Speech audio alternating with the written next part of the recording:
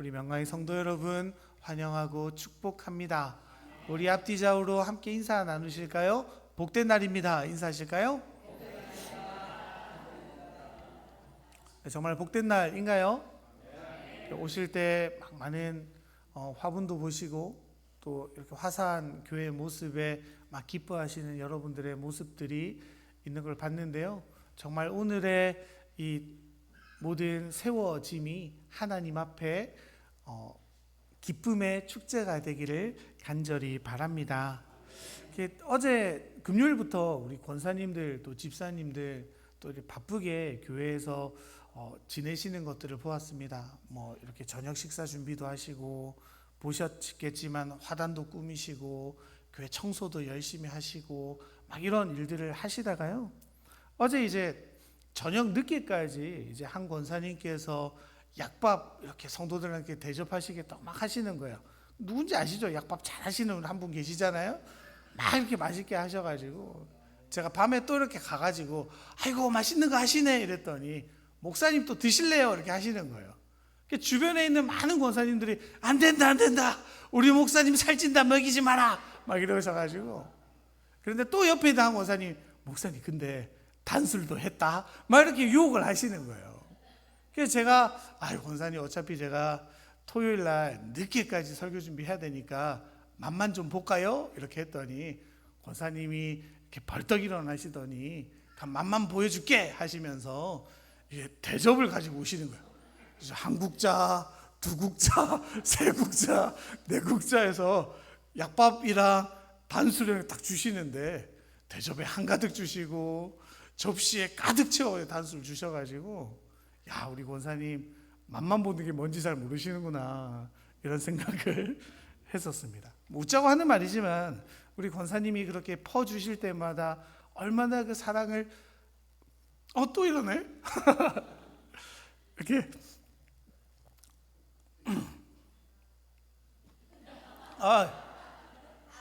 어제 권사님도 울지 말라고 그렇게 얘기했는데 꾹꾹 담아 주시는데요. 이렇게 막 이렇게 그걸 또 이제 받아가지고 설교 준비하면서 맛만 봐야지 남겨야지 해놓고 또 다 먹는 제가 있는 겁니다. 살 빼야지라고 말하면서도 정작 살 뺀다는 단어가 뭔지도 모르고 계속 먹는 제가 있었습니다.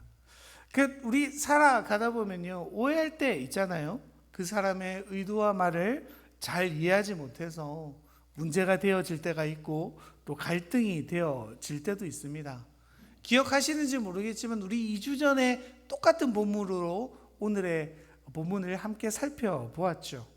베드로의 고백이 있었던 장면이 그리고 주님이 베드로에게 하시는 말씀이 바로 오늘의 장면입니다. 빌립보 가이사랴 길에서 일어난 사건이 오늘의 말씀이죠. 여러분 기억 당연히 못하실 줄 알고 있습니다. 빌립보 가이사랴가 어떤 지역이라고 했어요? 판이라는 신의 고향이라고 했죠. 바알 신상이 가득했고 아우구스투스 황제에 대한 신전을 올려드리는 곳이 바로 그곳이라고 했습니다. 그러니까 수많은 신들을 섬김으로 말미암아 그 지역에 있는 사람들은 자기들의 욕망을 그 신들이 채워주기를 그리고 자신을 배불려 주기를 믿고 바랬던 곳이 바로 그 땅이라고 말씀드렸죠. 수많은 가짜 신들이 가짜 왕들이 자신을 배불려 줄 거야 하고 살았던 지역이 바로 가이사랴 빌립보라고 말씀드렸습니다.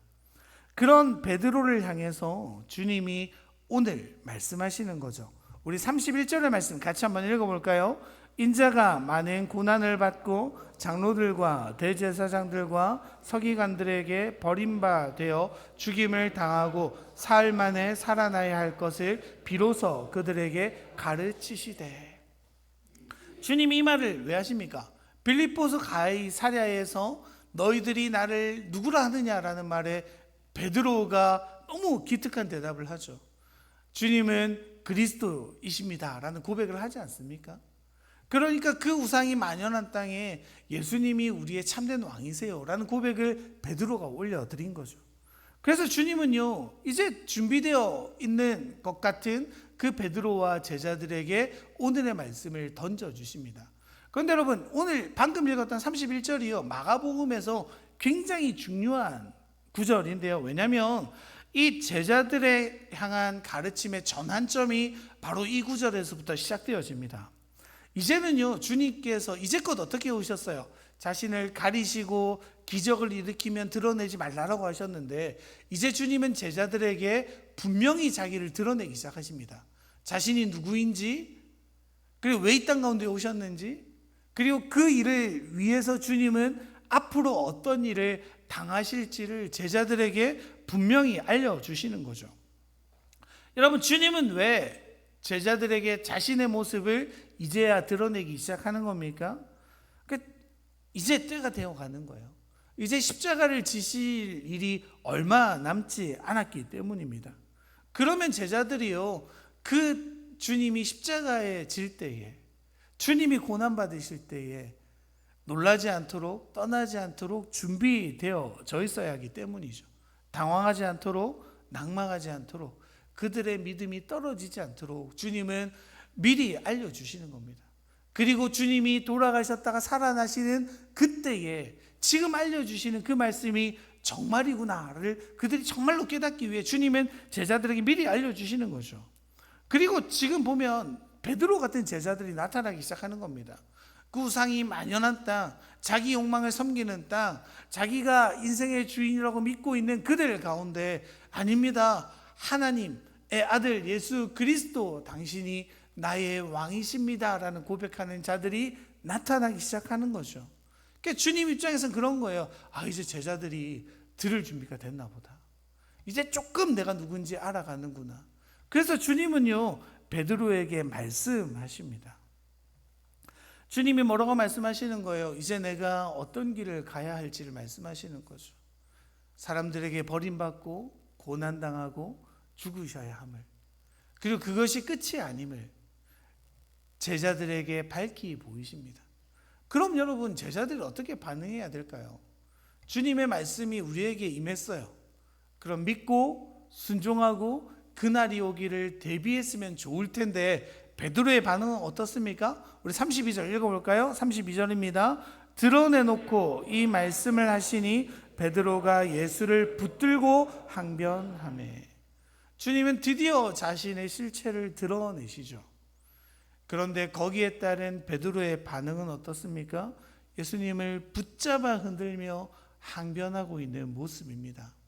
항변하다라는 뜻은요, 꾸짖다라는 뜻인데요, 이게 헬라어로 보면 에피티마오라고 하는데, 이게 언제 쓰였냐면요, 예수님이 바다를 꾸짖어 이르시되 할 때, 예수님이 귀신을 꾸짖어 이르시어 할 때 쓰였던 단어가 이 단어라는 거예요.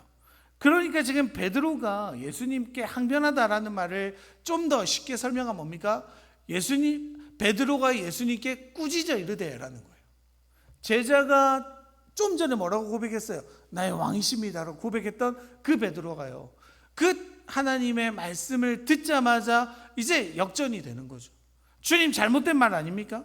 자기가 막 야단치면서 주님께 따져 묻는 거죠. 아니 지금 무슨 소리 하시는 거예요?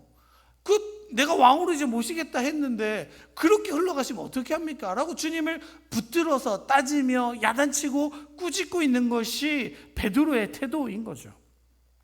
여러분, 여기서 우리가 무엇을 알 수 있습니까? 베드로가 생각했던 메시아, 그리스도인 예수님은 어떤 분이시라는 거예요? 자신의 나라를 구하고 왕이 되실 예수님을 기대했던 거죠. 그래서 자기는요, 그 왕 앞에 있으면서 수제자인 자기는 예수님이 왕으로 임하셨을 때 그 옆에 한 자리 차지할 수 있겠지라는 기대감으로 주님을 따라다녔다는 거죠. 주님께서 분명히 영광 받으실 거야. 그러면 그 영광에 나도 합류해서 나 역시 영광 받게 될 거야 라고 생각했던 게 베드로의 생각입니다. 그런데 주님은 어떠세요? 주님은요, 정복하는 메시아가 되지 않을 거라고 지금 말씀하시는 거죠. 오히려 주님은 먼저 고통당하고 버림받고 죽임을 당하시고 그리고 다시 살아날 것들을 제자들에게 말씀하고 계시는 거죠. 그래서 베드로를 향해서요, 그렇게 분노한 베드로를 향해서 주님 뭐라고 말씀하십니까? 33절 읽어볼까요? 예수께서 돌이키사 제자들을 보시며 베드로를 꾸짖어 이르시되 사탄아 내 뒤로 물러가라. 내가 하나님의 일을 생각하지 아니하고 도리어 사람의 일을 생각하는도다 하시고. 이제 또 상황이 달라집니다. 예수님께서 베드로를 꾸짖기 시작하시죠. 그런데 그 뒤에 말이 좀 심하지 않습니까? 암만 그래도요, 좀 말 잘못했다고 그러지, 사탄아 내 뒤로 물러가라, 이거 좀 너무 심한 것 같잖아요. 그런데요, 생각해보면 베드로 입장에서 얼마나 억울하겠어요. 그 자기 생각에서 하는 말입니까? 물론 그것도 조금 있겠죠.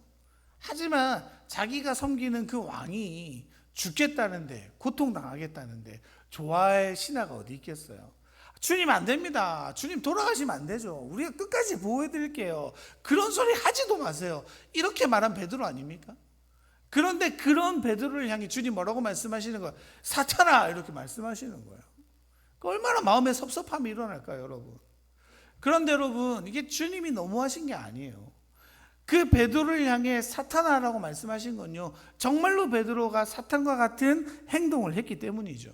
우리 마태복음에 보면 예수님께서 광야에 시험 받으시는 장면들이 나타납니다.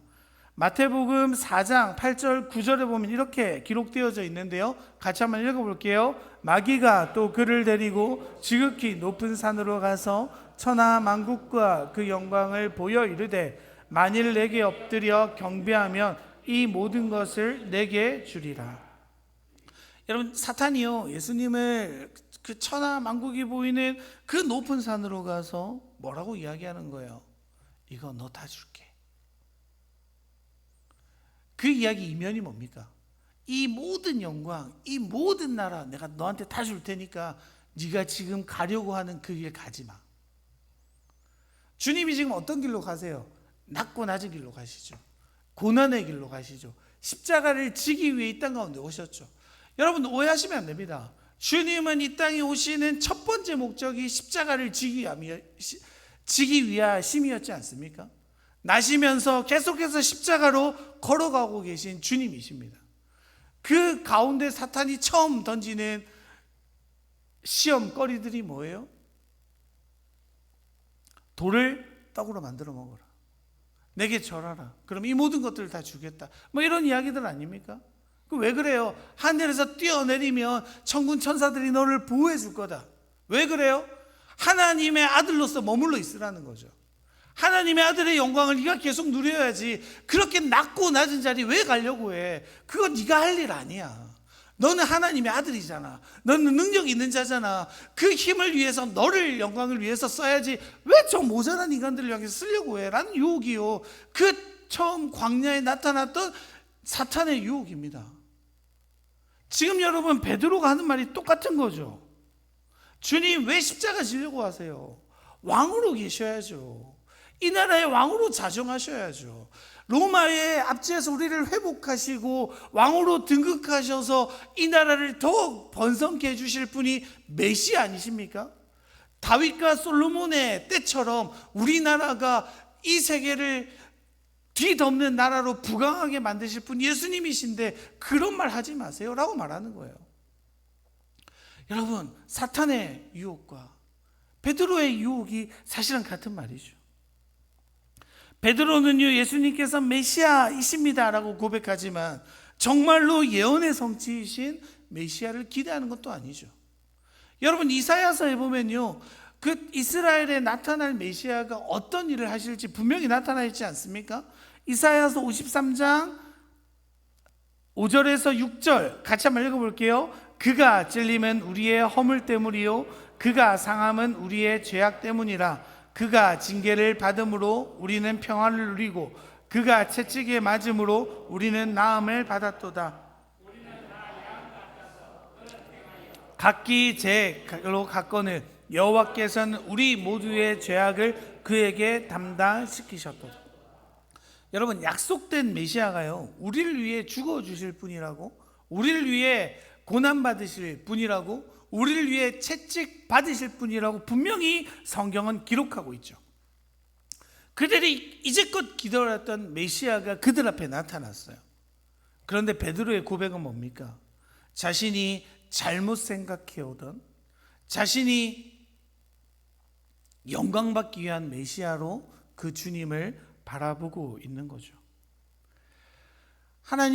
주님은 메시아세요. 예수님은 나의 왕이세요 라고 말하면서 정작 하나님께서 말씀하셨던 약속된 메시아가 어떤 분인지 전혀 알지 못하고 깨닫지 못하고 있는 베드로의 모습입니다. 그는 여전히 로마의 압자를 깨뜨리고 이스라엘을 열방 중에서 으뜸으로 세우실 메시아를 원하고 있는 그의 모습이죠. 그런데 그런 베드로의 기대를 완전히 산상조각내는 예수님의 발언인 거예요. 나는 죽어야 돼 라고 말씀하고 계신 거죠. 여러분, 주님은 왜 지금 죽음 가운데 나아가셔야 돼요? 주님은 왜 십자가의 길로 걸어가셔야 됩니까? 단순합니다. 그 베드로를 살려야 되시니까요. 베드로는 예수님이 예언한 예수님 자신의 고난을 막으려고 합니다. 하지만 만약에요, 예수님께서 고난을 당하지 않고 죽지 않으신다면 베드로는요, 그리고 우리는 어떻게 됩니까? 죄 안에서 정말로 죽음을 맞이할 수밖에 없는 존재가 되어지는 거죠. 그래서 주님은 십자가로 걸어가시는 건 아닙니까? 단순히 이 땅에서 잘 먹고 잘 사는 게 아니라 영원 가운데 우리를 살리시는 삶을 위해서, 영원 가운데 주님을 바라보며 교제하며 참된 평안을 누리는 우리가 되게 하기 위해서, 우리를 사랑하시는 그 사랑 때문에 주님은 십자가로 걸어가시죠. 그래서 주님은 끊어지게 될 것이고 고난을 받는 시기가 있게 될 것입니다. 그리고 사흘 후에 어떻게 되는 거예요? 영광 중에 돌아오실 메시아가 되어 주시는 거죠. 그러니까 여러분, 주님은요, 하나님의 계획대로 자신의 사명에 따라 살아가고 계시는 거예요. 그 사명에 무엇이 포함되어야 하는 거예요? 십자가의 고난이 필요한 거죠. 아프고 슬프지만 그 일을 감당함으로 참된 승리를, 참된 성취를, 참된 복을 누릴 수 있는 길이 거기에 있음을 주님은 말씀하십니다. 그렇게 하나님의 놀라운 계획과 사명을 따라가고 있는 예수님의 길을 막아서고 있는 게 정작 누구예요? 예수님의 수제자라 불리는 베드로인 거죠. 베드로는 예수님께서 왕이 되기 원했지만요, 정말 말씀의 성취처럼 고난의 종이 되시기는 원하지 않는 겁니다. 다르게 말하면 뭐예요? 베드로도 그렇다는 거죠. 베드로는 예수님을 쫓는데 다른 영광을 받을 준비는 되어 있지만 그 예수님이 받으시는 고난을 함께 질 준비는 되어 있지 않은 거죠. 여러분, 이게 우리가 언제나 기억해야 할 부분입니다.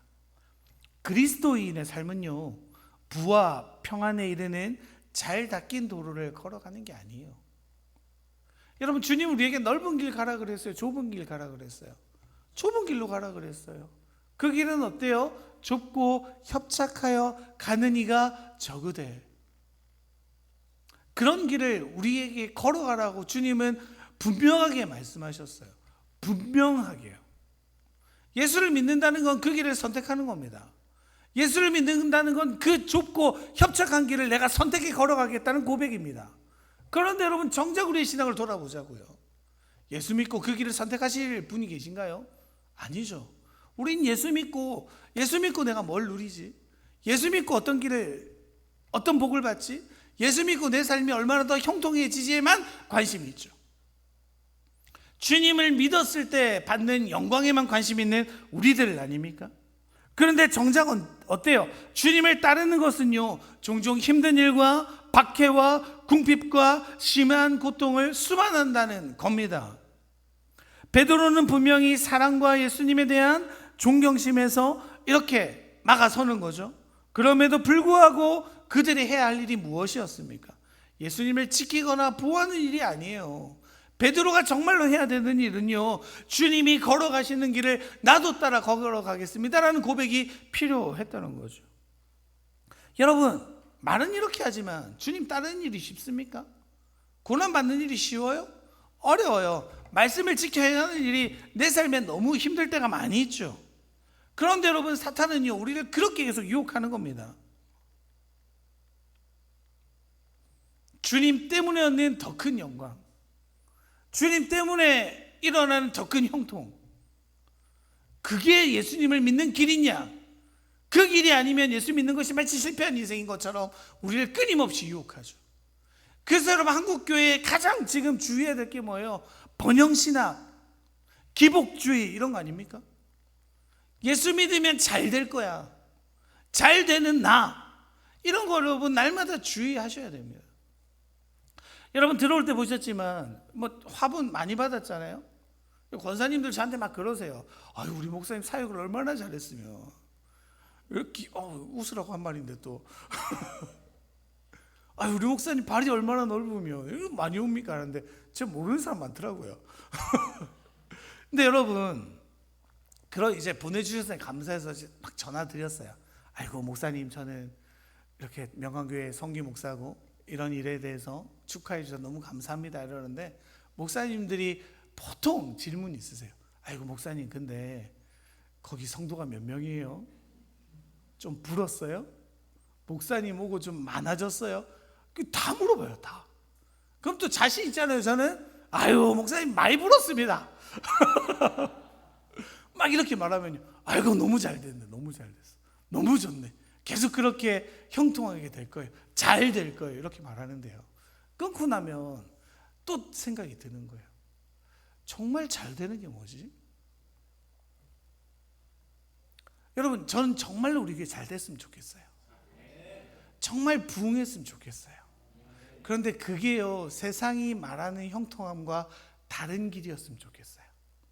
물론 수가 많아지면 좋겠죠. 왜냐하면 하나님의 일을 할 수 있는 자들이 더 많아지니까요. 우리 교회가 커졌으면 좋겠죠. 그것을 통해 하나님의 나라의 확장을 위해 뭔가 일할 수 있기 때문이죠. 그런데 여러분, 그게 전부가 아니었으면 좋겠다는 겁니다. 정말로 잘된 우리가 뭡니까? 주님의 말씀을 따라 걸어가는 공동체여야죠. 내가 주인이 아니라 하나님이 주인 되시는 교회를 만들어가는 것이 우리의 사명인 줄로 믿습니다. 그래서 여러분, 우리 교회 너무 좋은 교회죠. 그 사실 목사가 맨날 하는 말이 요즘 이런 말 아닙니까? 예수 믿으면 안 형통해, 예수 믿으면 힘들 거야, 막 이런 말 해도 아멘 아멘 해주시는 분들이 어디에 있어요? 이렇게 좀 죄송할 때가 있습니다. 그런데 여러분, 어쩌겠어요? 그게 성경이 말하는 길인데 제가 다른 얘기 할 수 없잖아요. 여러분, 그래서 여러분, 그렇게 위험한 겁니다. 사탄이 보여준 유혹들, 베드로가 생각한 그 영광스러운 주님만 떠올리다 보니 주님이 정작 걸어가시는 그 십자가의 길은 등한시하는 그 모습이 우리들의 삶에도 날마다 존재하죠. 그래서 주님은 베드로에게 뭐라고 말씀하세요? 사탄아, 내 뒤로 물러가라 라고 선언하십니다. 사탄아, 내 뒤로 물러가라. 이거 원어로 보면요, 나보다 앞서선 안 된다라고 말씀하시는 거예요. 여러분, 제자들이 뭡니까? 예수님과 같은 길을 걸어가는 자들이죠. 예수님이 걸으셨던 고난의 길, 그리고 그 좁은 길을 따라가기로 결단하고 따르는 자들이 바로 제자인 겁니다. 제자는요, 절대로 스승보다 앞설 수 없죠. 앞서서도 안 되잖아요. 교회도 그렇습니다. 우리가 주님을 앞서서는 안 돼요. 말씀을 앞서서는 안 됩니다. 사랑하는 명광의 성도 여러분, 그 주님이 가신 길을 묵묵히 뒤따라갈 의향이 있으세요? 대답이 없으시잖아요. 제 질문을 잘 생각하셔야 돼요. 용기나 자신감에 대해서 말씀드리는 게 아니에요. 저도 자신 없을 때가 많거든요.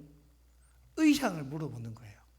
내가 잘 못하더라도 따라가야 될 걸 아는 것과 모르는 건 천지 차이죠. 그 길을 가고 싶은데 못 가는 것과 가기 싫은데 안 가는 건 너무너무 다르죠. 다시 여쭤볼게요. 여러분, 주님이 걸어가신 길이라면 온전히 따라갈 의향이 있으세요? 그럴 마음 있으세요? 여러분, 거기서부터 시작되는 거죠. 그게 제자들의 삶인 겁니다. 여러분, 제자들도 그랬잖아요. 지금 다 될 것처럼 말하지만 정작 십자가 앞에 남아 있었던 제자는 사도 요한 한 사람뿐이었죠. 모두가 뿔뿔이 흩어집니다. 우리가 잘 알지만 여기 나오는 마가 요한은 어떻습니까? 자신의 겉옷을 벗어버리고 알몸으로 도망치는 수치스러운 일들도 나타나게 되어지잖아요. 여러분, 주님은요, 그래서 제자들에게 자신이 누구인지를 분명히 말씀하고 계신 거예요. 그리고 우리들에게도 말씀하시죠.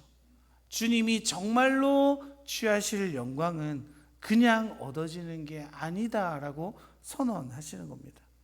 여러분, 하나님의 일은요, 십자가가 먼저죠. 십자가가 먼저입니다. 고난 이후에 하나님의 영광이 따라오는 거죠. 그래서 주님이 뭐라고 말씀하십니까? 34절 읽어볼게요. 무리와 제자들을 불러 이르시되 누구든지 나를 따라오려거든 자기를 부인하고 자기 십자가를 지고 나를 따를 것이니라.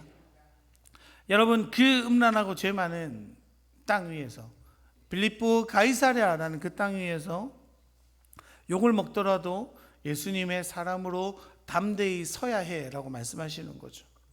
우리가 힘과 영향력을 모아서 우리가 원하는 모습의 하나님 나라를 세울 것이 아니라 우리가 주님이 가시는 그 고통의 길, 죽음의 길을 따라가려고 할 때 주님이 그 영광을 가지고 오신다는 겁니다. 여러분, 영광은 누가 가져오는 거예요? 내가 가져옵니까? 아니요, 하나님이 가져다 주시는 거죠. 오해하지 마세요. 내가 영광을 이룰 수 없습니다. 가져다 주셔야지 비로소 영광이 되어지는 거죠. 여러분, 놀랍게도요, 우리가 죽을 때에만 그 영광을 누릴 수 있어요. 우리가 죽을 때에만 변화가 오고 평화가 찾아올 수 있습니다. 내가 죽은 것처럼 낮아질 때 우리 가정이 변합니다. 내가 죽은 것처럼 낮아지고 겸손할 때에 우리 교회가 평화를 누리게 됩니다. 여러분, 내가 살려고 하면요, 내가 드러나려고 하면요, 내가 원하는 바가 되려고 하려면 어떻게 돼요? 다 망하는 거예요. 영광을 얻으려고 하면요, 그 영광이 나로부터 온다고 믿으면요, 정말로 죽는 겁니다. 그래서 누군가는 죽어야죠. 누군가는 낮아져야죠. 서로가 서로를 위해 죽어준다면 아름다운 평화가 우리 안에 있게 되어지는 겁니다. 그래서 그 길을 통해서 하나님의 영광이 이 땅 가운데 임하도록 하는 것이 우리 그리스도인들의 삶의 원리인 거죠. 이 평화, 이 안식, 이 자유, 이 기쁨, 이 부요함이 정말로 존재한다는 것을 그 십자가의 길 이후에 우리는 알게 되어지는 거죠. 그 말씀을 누구에게 하고 계세요? 우리 아까 34절 앞부분 보셨지만 누구에게 합니까? 무리와 제자들을 불러 이르시되. 주님은요, 무리와 제자들 모두에게 하시죠. 예수님은 그들을 제자들과 동일 선상에 놓으시게 됩니다.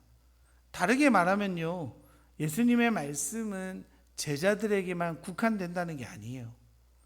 하나님의 모든 백성들에게 요구되는 삶의 과제라고 말씀하는 겁니다. 이 시대로 적용하면 어때요?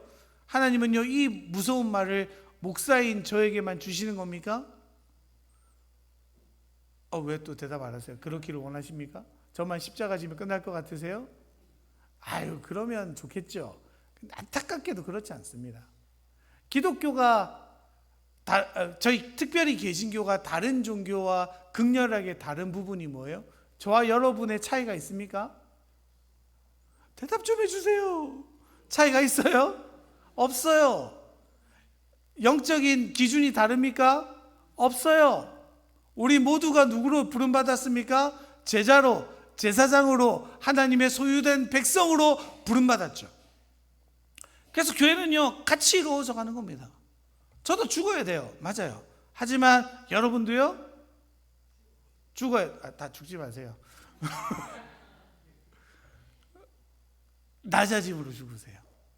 나의 욕심을 내려놓음으로 죽으세요.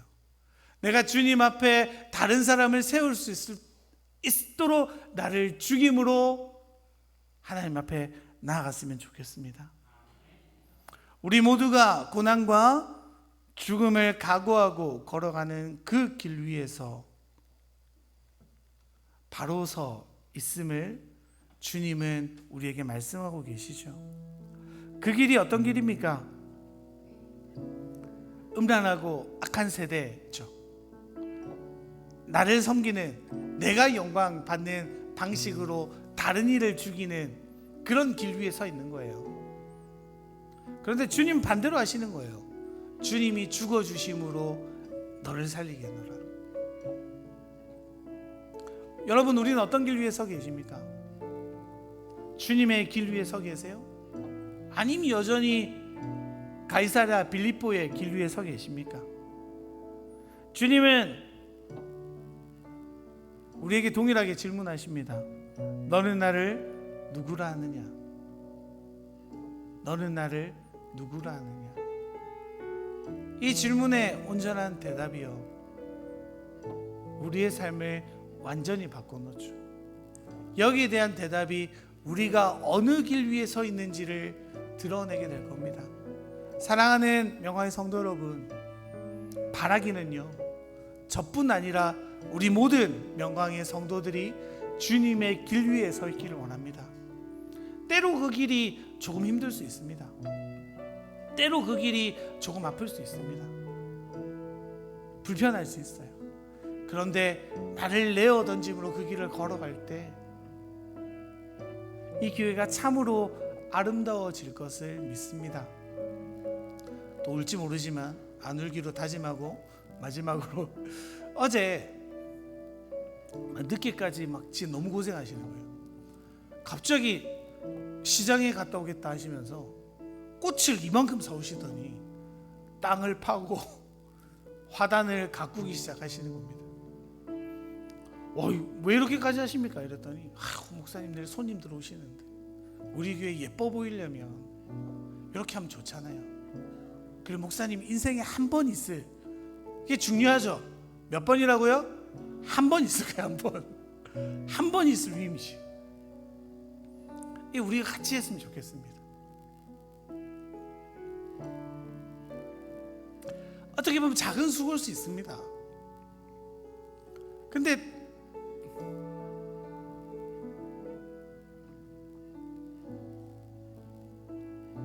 아직 안 울었어요? 그 작은 수고들이요, 우리 교회를 참으로 아름답게 만들죠. 그 섬김들이 사실 작다고 말하면 안 되겠죠. 그 연세 많으신 분들이 땅을 파고 그것들을 통해 우리 교회가 세워져 나가는 것들을 바라봅니다. 그 역사가요, 뭐 이런 행사가 있을 때가 아니라 매일매일 우리들의 삶에 일어났으면 좋겠어요. 저도 그렇고요. 그래서 우리 교회는 주님이 걸어가시는 길을 온전히 걸어가므로 주님 마지막 오시는 그날에 큰 칭찬 듣는 우리 교회 됐으면 좋겠습니다. 저도 그렇게 살아볼 테니까요, 같이 걸어가시죠. 함께 주님의 제자가 되어 주님의 길을 온전히 걸어가는 우리가 되기를 간절히 바랍니다. 우리 이 시간